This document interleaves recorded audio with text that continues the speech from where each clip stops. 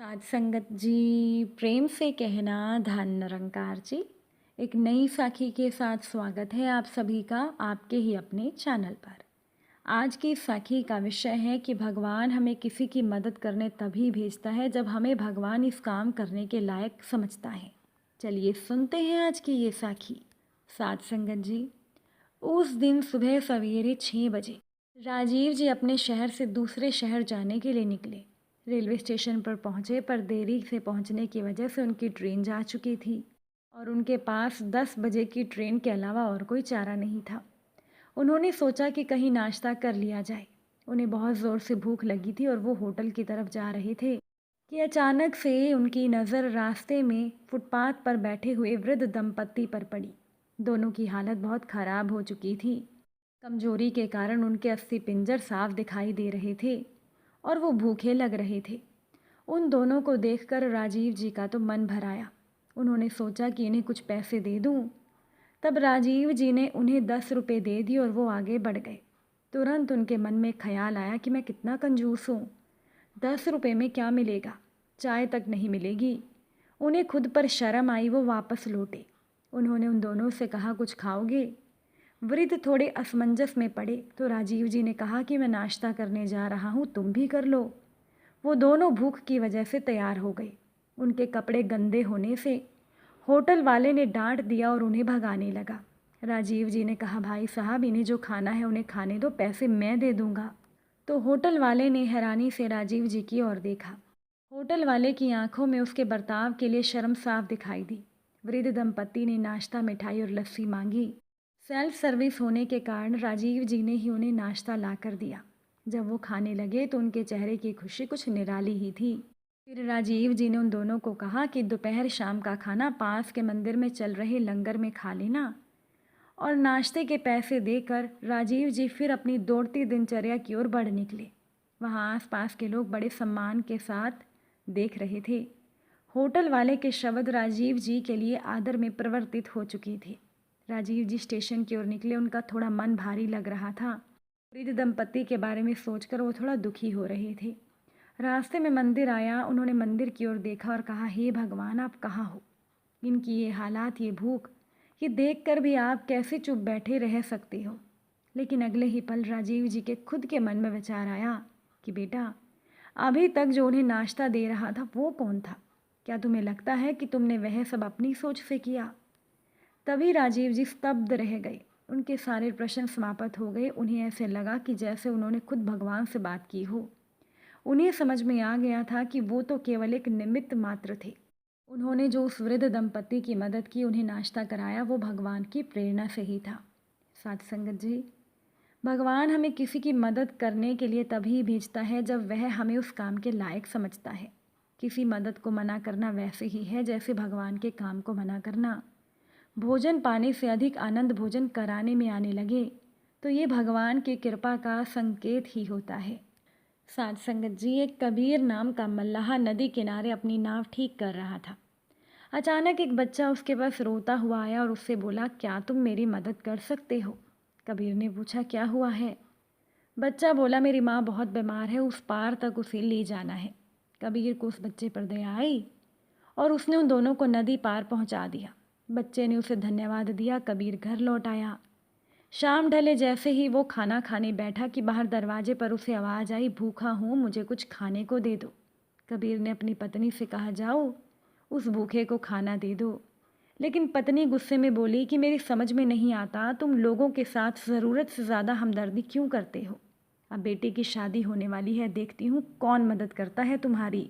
कबीर मुस्कुराते हुए बोला, भाग्यवान, मैं सोचता हूँ कि मैं उनकी जगह होता तो उनसे क्या उम्मीद करता। बात आई गई हो गई। बेटी की शादी सर पर आ गई। 4 दिन रह गए थे। कबीर का मन थोड़ा परेशान था। रोज की तरह सुबह कबीर नदी किनारे पहुंचा। जैसे ही वह नाव लेकर पानी की तरफ बढ़ा कि उसकी नज़र नाव में पड़ी हुई एक लाल कपड़े की थैली पर गई। उसने थैली खोली तो वह हैरान रह गया। उसमें सोने के सिक्के थे। वो सोच में पड़ गया कि आखिर इसे यहाँ कौन रख गया। तभी उसे आवाज़ आई कि कुछ दिन पहले जिस बच्चे की तुमने मदद की थी उसी ने तुम्हें इनाम भेजा है। वह बच्चा कोई आम इंसान नहीं था। बच्चे के रूप में एक अद्भुत शक्ति थी। वह वह जानना चाहती थी कि कितने दयालु हो तुम।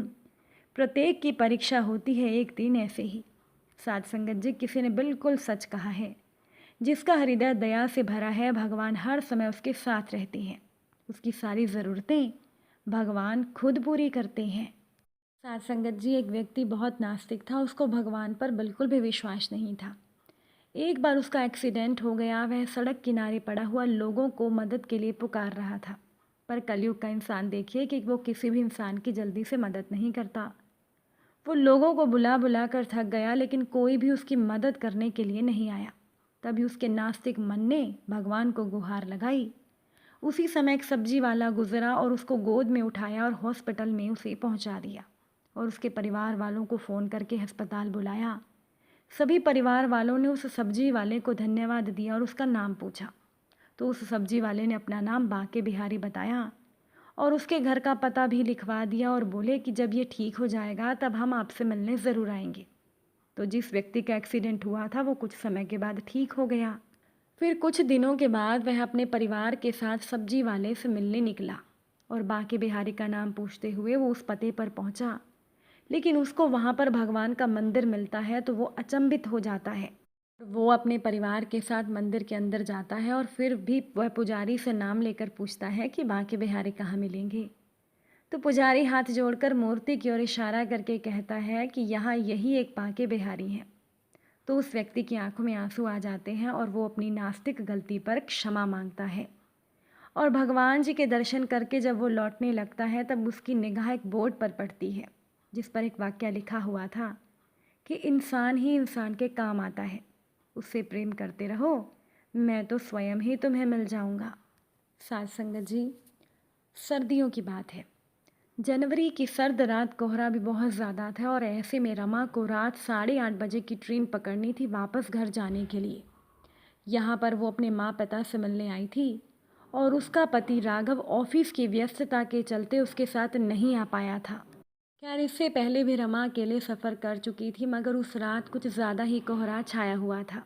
स्टेशन पहुंची तो पता चला कि उसकी ट्रेन 5 घंटे देरी से है।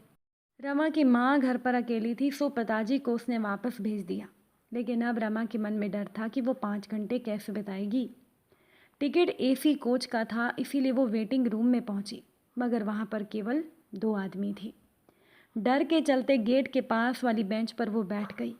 कुछ देरी में उन 2 पुरुष यात्रियों में से एक उठकर चला गया। शायद उसकी ट्रेन आ गई थी। अब उस कमरे में केवल रमा और वो अजनबी आदमी था।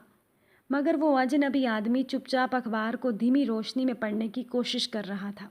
अभी कुछ देर ही बीती थी कि बाहर से कुछ लोगों की आवाज़ आने लगी। शायद उनकी भी ट्रेन लेट थी, लेकिन जब वो अंदर आए तो उनके साथ शराब की दुर्गंध भी आनी शुरू हो गई।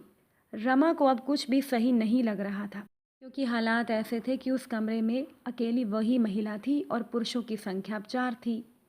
ऊपर से आए दिन समाज में हो रही वारदातों से उसका मन घबराया हुआ था। अचानक कमरे में पहले वाले पुरुष यात्री ने अपना बैग उठाया और रमा के पास आकर दोनों के बीच बैग रखकर वहीं बैठ गया। रमा अभी डर में थी कि तभी एक चाय वाले ने अंदर आवाज़ दी, चाय, गरम चाय। उस पुरुष यात्री ने 2 चाय का इशारा किया, एक खुद लेकर दूसरी रमा को देने के लिए कहा। चाय वाले ने ऐसा ही किया। इससे पहले रमा चाय के पैसे देती, उस अजनबी ने चाय के पैसे दे दिए। समय बीता और ट्रेन की घोषणा हुई। उस अजनबी की ट्रेन आ गई थी। पहले तो वो उठा, फिर बोला, अरे क्या बात है, चलिए ना दीदी, अपनी ही ट्रेन की घोषणा हुई है। रमा ने उसे देखा और फिर उन 3 शराबियों को देखा। रमा चुपचाप उठी और वो भी बाहर चल दी। बाहर जाकर अजनबी ने रमा से कहा, देखिए मुझे नहीं पता ये आपकी ट्रेन है या नहीं बहन, पर मुझे उन शराबियों के बीच आपको अकेले बैठे छोड़ने का मन नहीं था, इसीलिए। वैसे ये मेरी ट्रेन तो है, अगर आपकी भी है तो आप अपने कोच की तरफ चली जाइए। रमा ने कहा, ये मेरी ट्रेन नहीं है, अभी कुछ समय लगेगा, आप जाइए। उस अजनबी ने एक बार कुछ सोचा और फिर कहा, अब घबराइए नहीं बहन, मैं अगली ट्रेन पकड़ लूँगा, मगर ऐसे हालातों में जैसे हर भाई को करना चाहिए मैं वो ही करूँगा। उस अजनबी ने वो ट्रेन छोड़ दी। कुछ समय के बाद रमा की ट्रेन आई तो उस अजनबी ने रमा को उसके कोच में बैठने में मदद की और बाहर खड़ी होकर ट्रेन चलने का इंतज़ार करने लगा। जैसे जैसे ट्रेन चलने लगी वैसे वैसे वो अजनबी रमा की नज़रों से दूर हो रहा था। रमा ने दोनों हाथ जोड़कर उस अजनबी का धन्यवाद दिया और उस अजनबी के लिए भगवान से प्रार्थना करने लगी। साथ संगत जी, सचमुच पांचों उंगलियां बराबर नहीं होती। आज भी समाज में कई लोग ऐसे मौजूद हैं जो अपने घरों की तरह बाहर समाज में बहन बेटियों की इज्जत करते हैं, उनकी मदद करते हैं, उनका सम्मान करते हैं। और जहाँ एक अभिभावक की तरह उनकी रक्षा को खड़े होना होता है, वहाँ वो मौजूद भी रहते हैं। अगर आज की ये साखी आपको अच्छी लगी हो, वीडियो को लाइक शेयर ज़रूर कीजिएगा। आप सभी से फिर मुलाकात होगी नई साखी के साथ। साथ संगत जी, प्यार से कहना, धन निरंकार जी।